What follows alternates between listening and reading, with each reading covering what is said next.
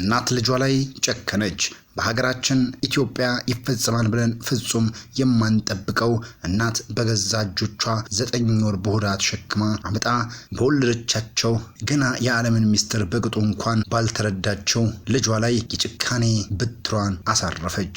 ተመልሳ ወደ ማትመጣበት ሞት እስከ ወዲያኛው ሸኘቻት። ድሬዳዋ ከተማ በሰሙት አሰቃቂ ወንጀል አነቡ።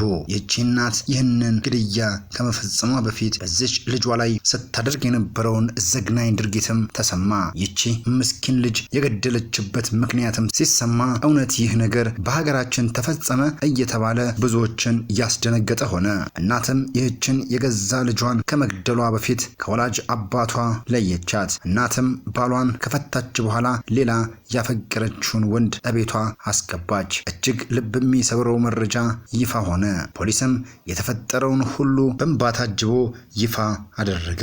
ምን አይነት ዘመን ላይ እንደደረሰን ግራ ያጋባውንና በድሬዳዋ ከተማ የተፈጠረውን አስደንጋጭ መረጃ ወደ እናንተ የምናደርስ ይሆናል። ውድ የእውነት ቲዩብ ቤተሰቦች ከሚሰማው አስደንጋጭ መረጃ ሁሉ ፈጣሪ ይሰውራችሁ እያለን ከላይ ያስደምጥናችሁን ተሰምቶ የብዙዎቻችንን ልብ ወደ ሰበረው መረጃ ተሻገርን። አብራችሁን ቆዩ።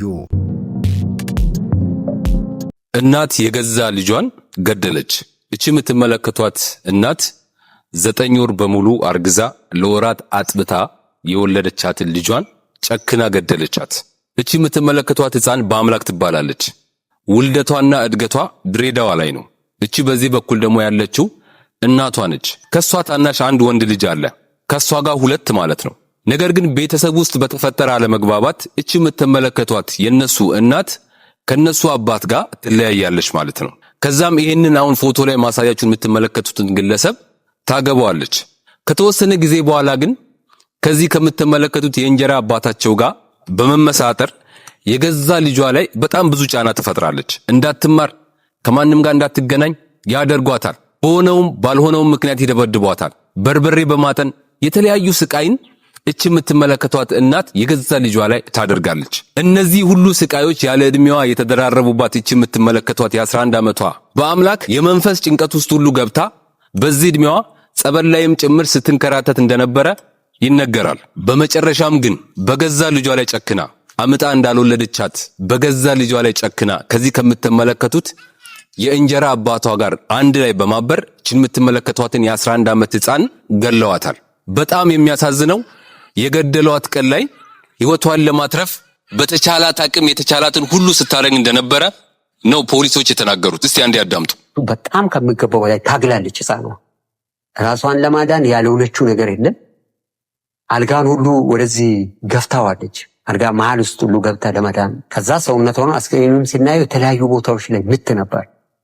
የቦክስ ምት፣ የጥፊ ምት፣ የእርግጫ ምቶች ነበሩ።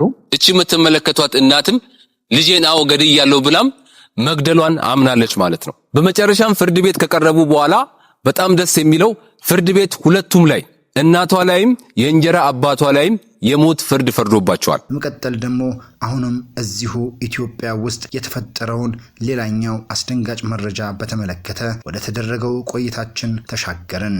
ልጁ ስትደፈር የደረሰው አባት የወሰነው ውሳኔ ምን ይመስላችኋል?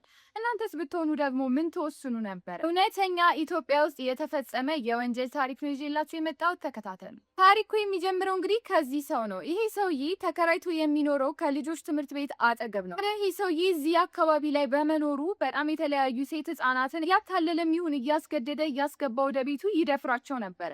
ታዲያ ግን መድፈር ብቻ አይደለም፣ እንዳይናገሩ አስጠንቅቆ ነበረ ወደ ቤታቸው የሚመልሳቸው። ይህ ሰውዬ ባለትዳር ነው። በሚገርም ሁኔታ ደግሞ ሚስቱም ይሄንን ተግባር እንደሚፈጽም ታውቃለች። ማወቅ ብቻ አይደለም፣ የሚያመጣቸውን ህፃናት ለህግ ከማቅረብ ይልቅ እየወሰደች ወደ ነበሩበት ትመልሳለች። ልትለየው በምትፈልግ ሰዓት ይሄ ሰው አንቺ ከሄድሽ ከተለያየሽኝ ሌሎች ህፃናትን እያመጣው አሰቃያለሁ እያለ እያስፈራራት ነበር አብረው እንድትሆን የሚያደርገው። ታዲያ ይህ ሰውዬ በዚህ ሁኔታ እየቀጠለ እያለ ነበረ ህፃን ኤልዳናን ትምህርት ቤት አካባቢ ያያዝ። ኤልዳናን ከትምህርት ቤት በምትወጣ ሰዓት ተከታትሎ አስገድዶ ወደ ቤቱ ያስገባታል። ካስገባትም በኋላ ለተለያዩ ቀናት በጣም በሚያሰቅቅ ሁኔታ ሲደፍራትና ሲያሰቃያት ነው የነበረው። ከዛም በኋላ ነበር እንግዲህ ሚስት ከነበረችበት ቦታ ተመልሳ ስትመጣ ኤልዳናን አንድ ክፍል ውስጥ ኩርምት ብላ ያገኘቻት። ታዲያ ግን ሚስት በጣም ለኤልዳና አዝና ስለነበረ ወደ ቤተሰቦቿ ቤት ሳይሆን ወደ ፖሊስ ጣቢያ በር ጥላት ነበረ የጠፋችው። ፖሊሶች ኤልዳናን ካስገቡ በኋላ እንግዲህ የራሳቸውን ምርመራ ያደርጋሉ።